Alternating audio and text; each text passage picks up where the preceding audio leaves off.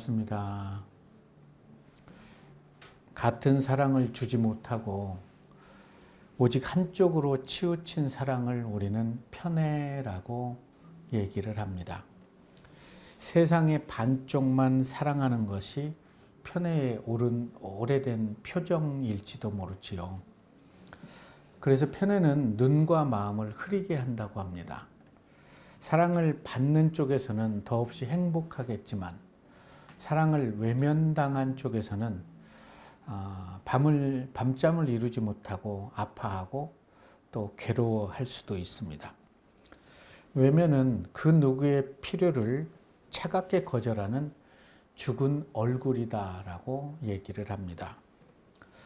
부모님의 편애를 통해서 아픔을 안고 살아가는 자녀들을 통해 선을 이루시는 하나님의 일하심을 오늘 본문을 통해서 우리가 만나기를 소망해 봅니다. 오늘 함께 은혜 나눌 말씀은 창세기 39장 1절에서 5절의 말씀입니다. 저랑 한 절씩 나눠 읽겠습니다. 요셉이 이끌려 애굽에 내려가매 바로의 신하 친위대장 애굽 사람 보디발이 그를 그리로 데려간 이스마엘 사람의 손에서 요셉을 사니라.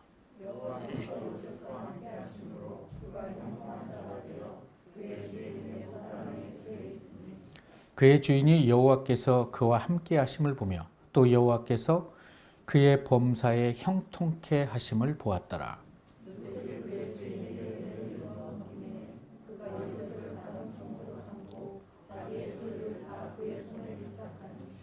그가 요셉에게 자기 집과 그의 모든 소유물을 주관하게 한 때부터 여호와께서 요셉을 위하여 그 애굽 사람의 집에 복을 내리심으로 여호와의 복이 그의 집과 밭에 있는 모든 소유에 미친지라. 아멘. 야곱의 삼촌이자 장인어른인 라반. 그 라반의 집에서 야곱은 20여 년간을 지내게 되지요. 두 아내를 위해서 14년, 양떼를 위해서 7년. 그렇게 20여 년을 살아가고 있는 어느 날 하나님께서는 야곱의 아내 라헬을 생각하셔서 그에게 아들을 주셨습니다. 그는 아들을 낳고 이렇게 얘기를 합니다. 하나님이 나의 부끄러움을 씻어주셨다. 하나님이 내게 또 다른 아들을 더 주시기를 원한다. 라고 하면서 그 이름을 요셉이라고 했습니다. 라헬이 요셉을 낳은 후에 어느 날 하나님께서는 야곱에게 찾아오셔서 이렇게 말씀하십니다. 내 조상의 땅, 내 친족에게로 돌아가라. 내가 너와 함께 하겠다. 하나님의 말씀을 들은 야곱은 20년의 세월을 뒤로하고 라반의 집을 떠나서 고향으로 돌아오는 도중에 라헬은 다시 아이를 낳게 됩니다. 난산으로 인해서 낳은 아들은 베냐민인데 그 베냐민을 낳은 이후에 난산으로 그곳에서 라헬은 생을 마감하게 됐지요. 자, 어린 아이 둘을 두고 떠난 엄마, 그 자리를 야곱은 또 채워주기 위해서 두 아들을 더 사랑을 했기도 했겠지만 요셉을 더 사랑했던 것은 자신이 사랑했던 여인, 그 아내의 아들이었기 때문에 더 집착을 했었나 봅니다. 11번째 아들 요셉을 사랑했던 야곱은 요셉에게 채색옷을 지어 입히게 됩니다. 요셉에 대한 야곱의 사랑은 한쪽으로 치우친 사랑이었기 때문에 요셉의 형들은 그 사랑에 외면당해서 요셉을 미워했을 뿐만이 아니라 요셉을 향한 증오를 키워가고 있었습니다. 형들이 자신을 그렇게 미워한 줄 모르는 요셉은 또 어느 날 형제들이 좋지 않은 일을 하는 것을 보고 아버지에게 고자질을 하게 됩니다. 이제 형들과 아버지는 더 계속해서 멀어지게 됩니다. 그리고 야곱은 또 이상한 꿈을 꾸게 되죠. 그 꿈을 꾸고 형들과 부모님들을 다 오게 한 후에 이렇게 얘기를 합니다. 당신들의 곡식단이 내 곡식단에 절을 했습니다. 형들은 이렇게 반문을 하지요. 참으로 내가 우리의 왕이 되겠느냐? 참으로 내가 우리를 다스리겠느냐? 어이가 없지요. 그리고 수일이 지난 다음에 또 요셉은 꿈을 꾸게 됩니다. 그리고 또 꿈 얘기를 하게 됩니다. 해와 달과 별이 내게 절을 했습니다. 형제들의 반응은 우리가 내게 나아가서 아버지, 어머니, 우리 모두가 너에게 엎드려 절을 하겠느냐? 형들의 대화 속에서는 사랑을 우리는 찾아볼 수 없습니다. 그런데 야곱의 반응은 매우 침착했던 것 같아요. 그렇게 꿈 얘기를 하는 요셉을 꾸짖게 됩니다. 형들 앞에서. 그런 후에 야곱은 요셉의 꿈을 마음에 간직했다라고 성경은 기록합니다. 왜 요셉의 꿈을 간직했을까? 야곱과 요셉은 그들이 꾸었던 꿈은 별반 다르지 않았습니다. 자신을 낳은 후에 작은 자가 큰 자가 작은 자를 섬길 것이라는 그런 말을 어머니 리브가에게 듣게 됩니다. 그때부터 야곱은 내가 큰 자야. 내가 큰 자야. 그래서 그는 형 에서의 장자권까지도 가로채게 되면서 이것이 하나님의 뜻이다 라고 생각을 했던 것처럼 요셉에게 주셨던 하나님의 꿈을 통해서 요셉이 형제들의 통치자가 되겠구나. 하나님이 이 아이를 택하셨구나. 이렇게 생각을 했는지도 모르죠. 요셉의 꿈 얘기를 들었던 형들은 기가 막힐 노릇이었겠지만 아버지가 무서워서 그때 요셉을 어떻게 하지는 않았습니다. 그래서 꿈 얘기를 들었던 형제들은 요셉을 미워함을 넘어서서 증오를 키워가고 있었습니다. 시간이 지나고 어느 날 아버지께서 형들이 양을 치고 있는 곳에 다녀오라고 심부름을 시킵니다. 요셉이 있었던 곳은 헤브론이고 형들이 양을 쳤던 곳은 세겜입니다. 헤브론에서 세겜까지의 거리는 약 24km 정도 됩니다. 아버지 말씀에 순종해서 24km를 걸어서 세겜에 도착했지만 양과 형들은 보이지 않습니다. 그 동네 사는 사람에게 물어봅니다. 이런 사람의 양치는 사람을 보지 못했습니까? 어느 한 사람이 얘기합니다. 그들은 도단으로 갔다. 세겜에서 도단까지의 거리는 약 105km 정도 됩니다. 도로가 뚫리지 않고 걸어서 105km, 여기에서 천재연 폭포를 찍고 돌아오셔야 돼요. 516 도로를 통해서. 그곳을 또 걸어서 거기까지 가게 되지요. 도단에 도착해서 걷다 보니까 형들이 눈에 보입니다. 그러나 형들이 요셉을 먼저 알아보게 되지요. 형들은 멀리서 요셉을 보고 자기 안에 숨겨놨던 증오를 풀어놓게 됩니다. 이런 것들을 모르는 요셉은 형을 만나고 형! 하고 달려갔는데 형들은 그를 붙잡고 채색 옷을 찢어버리고 그를 구덩이에 쳐 넣게 됩니다. 17세의 소년이 얼마나 당황하고 얼마나 무서웠겠습니까?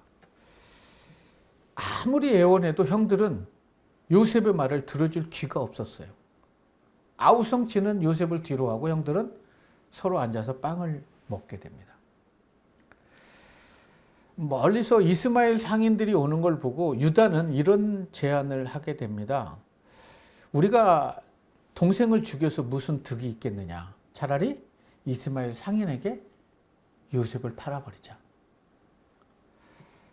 형제들은 유다의 제안에 동의를 하고 은 20에 요셉을 팔아넘기게 됩니다. 형들이 알았을까요? 빼앗은 것은 결국 빼앗기게 된다는 것을.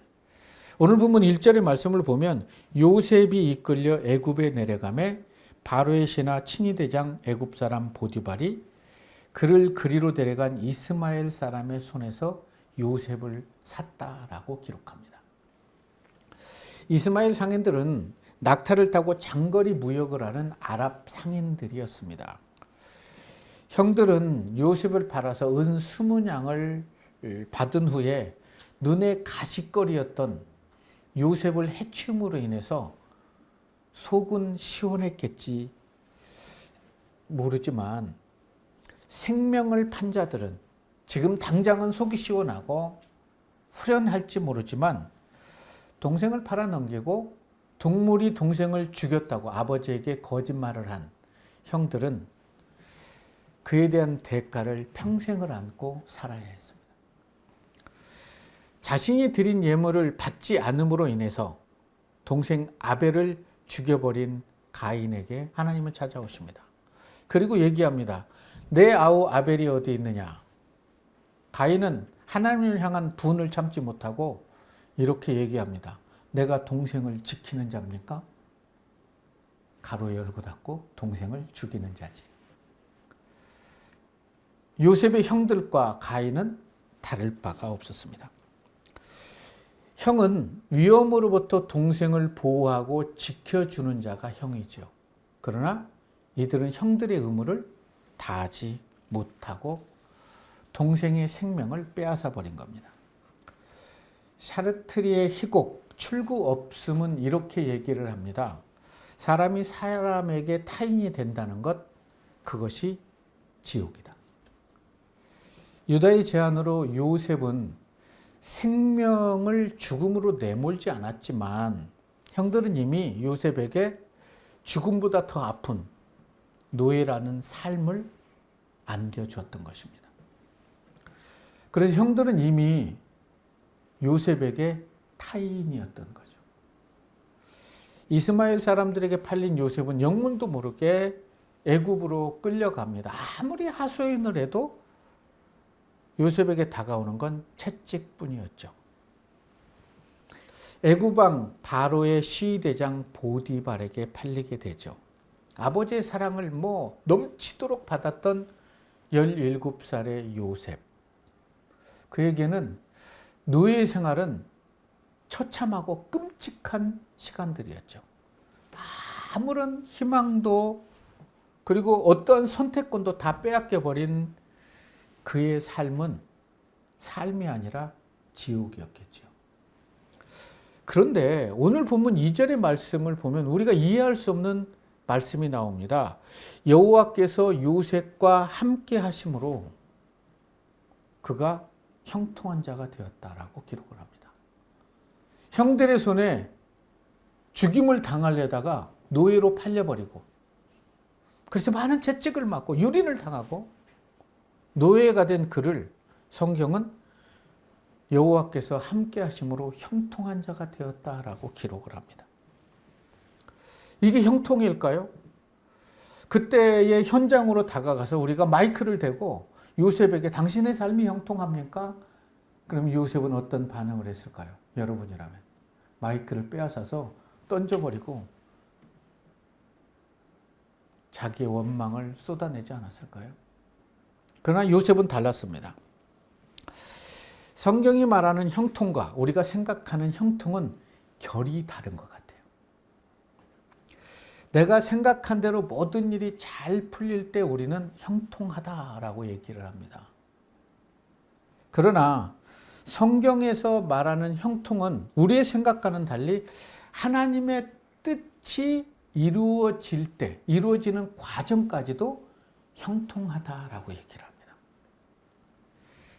요셉의 삶이 그 형통함이 무엇인지를 우리에게 보여주는 것 같아요. 노예 생활을 하고 있는데 성경은 요셉의 삶을 형통한 사람이다라고 평가를 합니다. 우리가 생각할 때는 요셉의 상황이나 환경을 보면 불통이지 형통은 될 수 없습니다. 노예의 삶에서 형통이라고 얘기할 수 있는 것은 그가 노예에서 풀려나서 고향으로 돌아가는 것입니다. 그런데 4절의 말씀을 보면 요셉이 그의 주인에게 은혜를 입어 섬김에, 여러분 은혜를 입어서 섬기는 걸까요? 요셉이? 어찌할 수 없이 노예로 끌려와서 죽지 못해 살아가고 있는데 성경은 그 주인에게 하나님께 은혜를 입은 것도 아니고 주인에게 은혜를 입어 섬김에 그가 요셉을 가정 총무로 삼고 자기의 모든 소유를 그 손에 맡겼다는 거예요. 그러나 맡긴 거지 요셉의 것은 아닙니다. 요셉은 아버지로부터 부족함이 없는 사랑을 받았습니다. 그리고 하나님의 꿈을 통해 하나님께서 그에게 미래의 비전을 보여줬어요. 그런데 그 비전을 안고 살아가는데 형들께 버림을 받고 죽임 당하려 하고 노예로 전락됐어요. 내 삶에 이런 환경이 다가오면 우리는 죽음을 생각할 겁니다. 비관을 하게 되죠. 그런데도 요셉은 달랐습니다. 요셉은 자기의 삶을 비관하는 것도 사치라고 생각했나 봐요. 하나님의 일하심을 기대하면서 성실하게 자기 일을 하는 것이 보디발에게도 보였고 들렸던 거죠. 그래서 보디발은 그를 가정 총리로 세우고 총무로 세우고 모든 것을 다 맡기게 됩니다. 그러나 여전히 자기 발로 고향에 갈 수 없는 노예였던 것은 사실입니다. 오히려 총무가 된 이후에는 더 많은 일들에 시달려야 했는데 성경은 형통했다라고 기록을 하죠. 게다가 그가 고난을 받고 겪는 동안에 혜택을 받았던 사람은 요셉이 아니었습니다. 5절의 말씀을 보면 그가 요셉과 자기 집과 그 모든 소유물을 주관하게 한 때부터 여호와께서 요셉을 위하여 그 애굽 사람의 집에 복을 내린 거예요. 이게 요셉을 위한 것일까요? 여러분들은 어떻게 생각하십니까? 여호와의 복이 그 집과 밭에 있는 모든 소유에 미치면 더 바쁘죠. 그렇다고 노예에서 풀어줄 주인도 아니었어요. 요셉은 분명히 하나님께 은총을 받은 사람이었음에도 노예 생활에서 풀려나지 않은 정말 성실히 일했음에도 요셉은 복을 받은 게 아니라 요셉이 섬기는 그 집안이 복을 받은 거예요.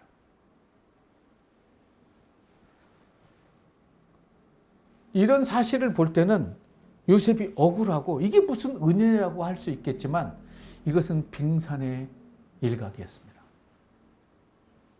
세월이 흐르고 요셉이 30살이 됐을 때 요셉은 총리가 됩니다. 그래서 그의 지혜로 하나님의 함께 하심으로 수를 헤아릴 수 없는 사람들이 은혜를 입게 됩니다. 그리고 야곱의 모든 후손이 하나님의 백성이 되는 그러한 은혜를 경험하게 됩니다. 성실하게 신앙생활을 함으로 인해서 그에 대한 대가가 죽음의 위기로 몰리고 노예로 팔려가고 내 삶에 고달픈 삶이 연속이 될 때 주변 사람들이 나를 통해서 부자가 되고 나는 계속해서 노예의 삶을 살아간다면 이것을 기쁘게 받아들일 그리스도인은 몇 명이나 될까요? 여러분들은 이런 삶을 기대하십니까? 우리는 처음과 끝을 알기 때문에 기대한다고 얘기할 수도 있겠지만 끝을 알지 못하고 날개가 꺾여버리고 추락하고 있는 요셉의 삶을 기대한다고는 쉽게 얘기할 수는 없을 것입니다. 창세기는 야곱과 요셉의 삶을 통해서 욕망을 대하는 태도를 우리에게 보여주면서 다시 생각하게 합니다. 야곱은 욕망을 채우기 위해 분투했지만 그에게 돌아오는 것은 고달픈 삶이었습니다. 그는 형을 속여서 죽 하나로 장자권을 빼앗았습니다. 그리고 장자가 받을 모든 축복을 받으려 했지만 그에게 돌아오는 것은 고달픔 뿐이었죠. 쫓겨나듯 고향에서 쫓겨나야 되고 삼촌 라반의 집에서도 쫓겨나듯 도망을 와야 했습니다. 그뿐입니까? 자기가 사랑하는 아들이 짐승에게 찢겨 죽었다는 비보를 듣게 됩니다. 죽은 줄만 알았고 살 소망이 끊긴 그가 요셉이 살았다는 소식을 듣고 족하다라고 얘기를 해요. 그리고 그는 130살에 애굽의 바로 왕 앞에 서게 됩니다. 그때 바로가 야곱에게 물으면 당신 나이가 몇 살입니까? 그때 야곱은 얘기합니다. 내 나이 얼마 못 됐는데 130년인데 험악한 인생을 살았습니다. 라고 얘기해요. 야곱이 누굽니까? 아브라함의 손자 아닙니까? 이삭의 아들입니다. 세상의 욕망을 움켜쥐는 손을 놓고 하나님을 붙잡았다면 누구보다도 아름다운 삶을 살 수 있었습니다. 그러나 그는 세상의 욕망을 움켜짐으로 인해 모든 것들을 다 빼앗깁니다. 만신창이가 돼요. 자기의 욕망을 채기에 분투했던 야곱. 그의 고백은 험악한 세월을 살았습니다.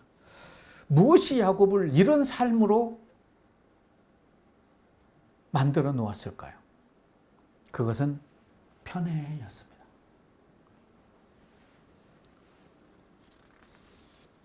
부모님들의 삐뚤어진 사랑.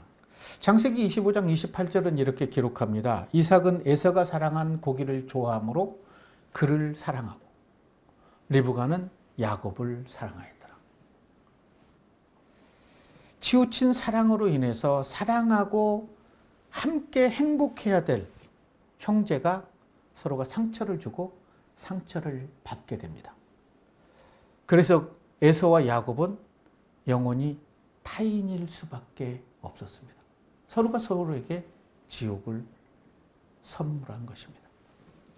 요셉 역시 욕망이 있었습니다. 꿈에서 본 내용을 자랑스럽게 얘기하면서 하나님이 우리 가정에서 나를 선택하셨다. 이러한 비전을 품고 살았습니다. 그러면서 그는 채색 옷을 입고 형들의 잘못을 고자질했습니다. 그런 때에도 그는 자신의 미래가 누구보다도 존귀한 자가 될 것이라는 확신을 안고 살았습니다. 그런데 노예로 팔려가는 날 요셉이 움켜졌던 욕망은 먼지처럼 사라지게 됩니다. 요셉은 노예 생활 내내 욕망을 내려놓는 법을 배우게 되지요. 더 고귀해지고 싶고 더 많은 사랑을 받고 더 많은 것을 갖고 싶은 그러한 욕망을 내려놓을 때 그는 하나님 앞에서 그리고 사람들 앞에서 진정한 형통한 사람이 될 수 있었습니다. 물론 요셉의 고난은 아직 끝나지 않습니다. 정리가 됐습니다. 어둠의 손이 노크를 합니다. 보디발의 아내가 유혹을 합니다. 노예로서 주인의 아내가 유혹을 한다고 하면 거부할 이유가 없는 것입니다. 세상도 나를 버리고 하나님도 나를 버리는데 내가 못할 게 뭐냐라고 기회를 찾았을 것입니다. 그러나 요셉은 달랐어요. 자신을 통해서 하나님의 일하심을 기대했기 때문에 내가 하나님 앞에서 어떻게 죄를 짓겠습니까? 선한 거부를 합니다. 그러나 그 거부를 통해서 요셉은 이제 감옥에 끌려가게 됩니다. 사랑받는 자들에게, 사랑받는 아버지에게 요셉은 채색 옷을 입혀줬습니다. 근데 사랑받지 못한 형들을 통해서 그 채색 옷은 찢겨져 버리고 그에게는 이제 노예의 옷이 입혀지게 됩니다. 노예의 옷이 입혀진 그에게 어둠의 유혹을 거부한 대가로 그에게는 죄수의 옷이 입혀집니다. 어떤 희망도 어떤 것도 소망도 품을 수 없는 어두운 감옥에서 수년을 지내야 했던 요셉의 마음은 어떤 마음이었을까요? 희망을 노래할 수 있을까요? 두 간원장에게 꿈을 해석해주고 나는 죄 지은 일이 없다. 당신이 회복되면 나를 좀 해줘. 별 소리를 해도 하나님의 때가 아니면 감옥의 문은 열리지 않습니다. 감옥에서 요셉은 시간이 흐르고 바로의 꿈을 통해서 감옥 문이 열리게 됩니다. 그리고 요셉은 죄수의 옷을 벗고 총리의 옷을 입게 됩니다. 창세기 39장 23절의 말씀입니다. 간수장은 그의 손에 맡긴 것을 무엇이든지 살펴보지 아니하였으니 이는 여호와께서 요셉과 함께 하심이라. 여호와께서 그를 범사에 형통하게 하셨더라. 아직도 하나님의 함께함에도 요셉은 전혀 형통이 보이지 않습니다. 그러나 성경은 형통하였다라고 기록을 합니다. 요셉의 삶은 추락이었습니다. 아버지의 심부름으로 인해서 세겜으로 형을 만나러 가는 그날 두 날개는 꺾였던 것입니다. 죽음에서 생명은 건져냈지만 노예로 팔림으로 인해서 매일이 어제 같은 오늘을 살아갈 수밖에 없는 그러한 삶이었어요. 그리고 또 하나, 보디발 집안에 감옥이 있었기 때문에 보디발의 아내가 살아있는 한 요셉은 절대로 감옥에서 나올 수 없습니다. 희망을 꿈꿀 수 없어요. 그럼에도 요셉은 창세기에 등장한 어떤 사람보다 강했어요. 자기 삶이 무너지는 것을 수없이 경험했음에도 불구하고 그의 내면은 조금도 흔들리지 않았던 거예요. 감옥에서도 하나님의 얘기를 하죠. 유혹의 순간에도 하나님을 찬양하죠. 바로 앞에서도 이 꿈은 하나님이 하십니다 라고 하나님의 이름을 높였던 사람 요셉이었습니다. 비록 지금은 빛이 들어오지 않는 감옥이지만 그의 마음속에는 하나님의 빛으로 가득했던 것 같아요. 여러분은 어떻습니까? 때로는 힘들고 어렵고 말할 수 없는 그런 상황, 어둠의 길을 걷고 있다면, 그래서 마음까지 어두워지셨습니까? 아니면 그럼에도 불구하고 하나님의 빛을 품고 희망을 노래하고 계십니까? 그가 캄캄한 감옥에서 자신의 때가 아니라 하나님의 때를 기대하며 하나님의 이름을 높일 때 그는 감옥에서 세상으로 드러내게 됩니다. 그리고 가장 높은 곳에 올라서 해와 달과 별보다 더 밝은 빛으로 빛나며 하나님과 사람 앞에서 하나님의 섭리와 형통이 무엇인지를 온천하에 밝히게 될 것입니다. 어릴 때는 좋은 것과 나쁜 것만 보입니다. 좋으면 웃고 나쁘면 울고.